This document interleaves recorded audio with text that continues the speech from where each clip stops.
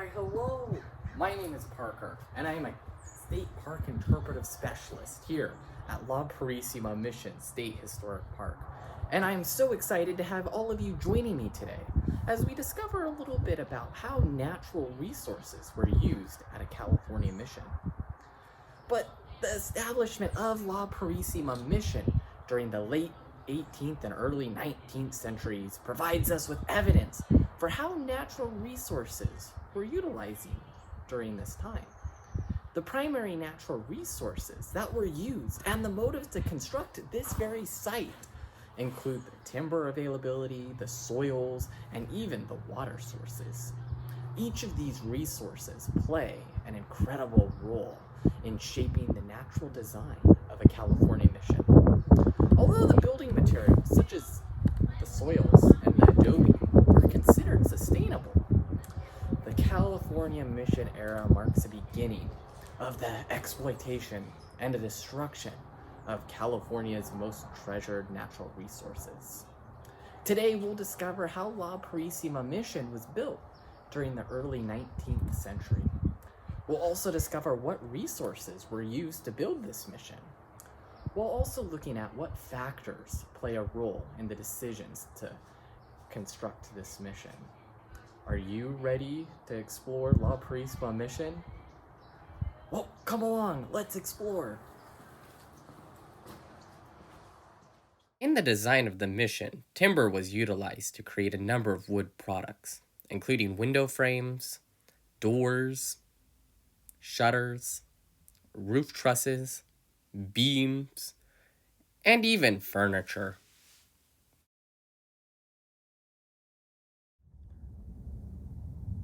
One may think that the walls here at the mission are constructed from timber, but take a look around. Do you see an abundance of tall, mature, or old-growth trees? Well, we do have some trees, primarily oaks. These oaks are slow-growing and may be upwards of 100 years old, and they do not yield a sufficient amount of timber. In order to find mature and old-growth stands of trees, we must travel over 30 miles away to the San Rafael mountain range, located in the interior Santa Barbara County.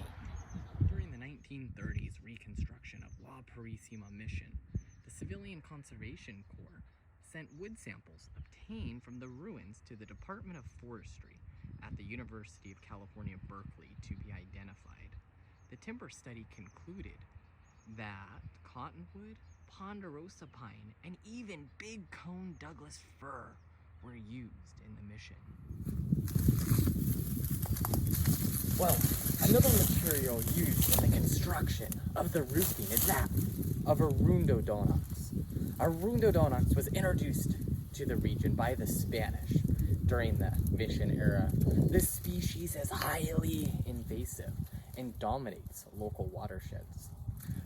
This cane is also noted at several locations throughout the park, such as this right here. But now let's take a look at this Arundodonax in the roofing of the mission, as it was very important to attach the roof tiles and to protect the mission as well.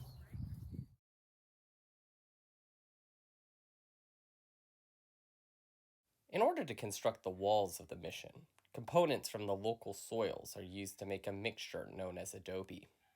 Adobe is used to make bricks, but what exactly is adobe composed of? Soil is a key ingredient within our adobe. We first add in clay, as seen here. Clay was gathered from local deposits. One of the key formations within our area is the Paso Robles Formation, which is composed of clay, one of the primary materials used in adobe. The next material is that of sand.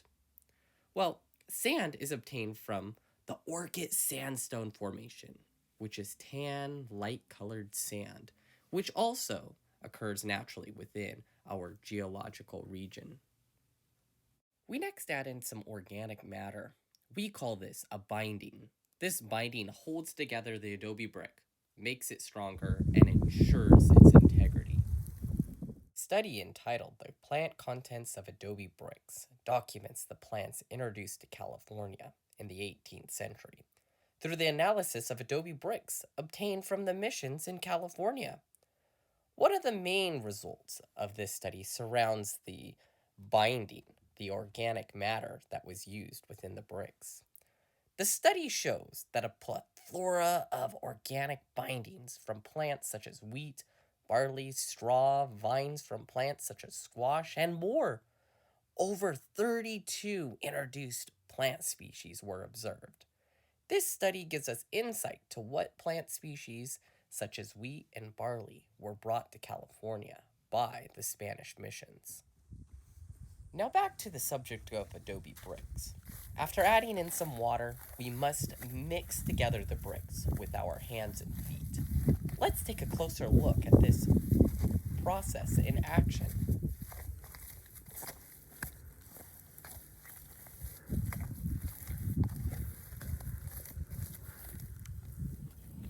We must take the adobe and place it into a wooden forma to gain its shape.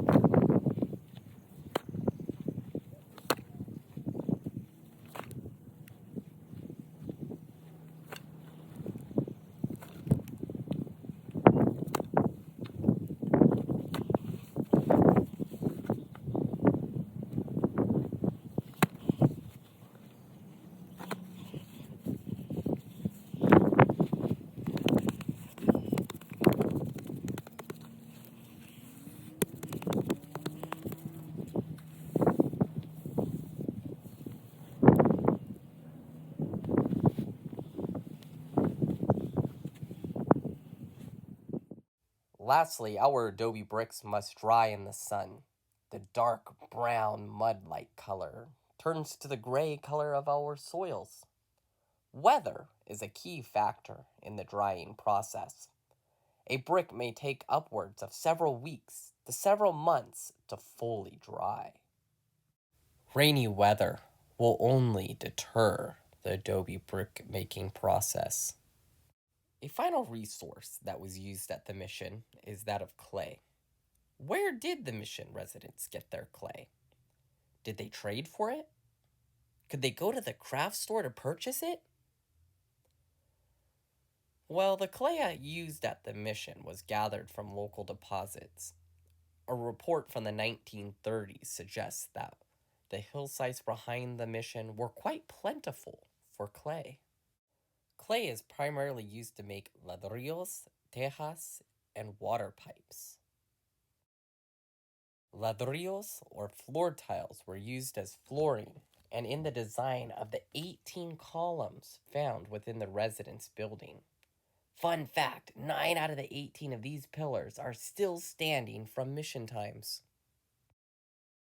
Roof tiles, or tejas, are used to protect the adobe walls from melting and serve to help protect the mission from fire.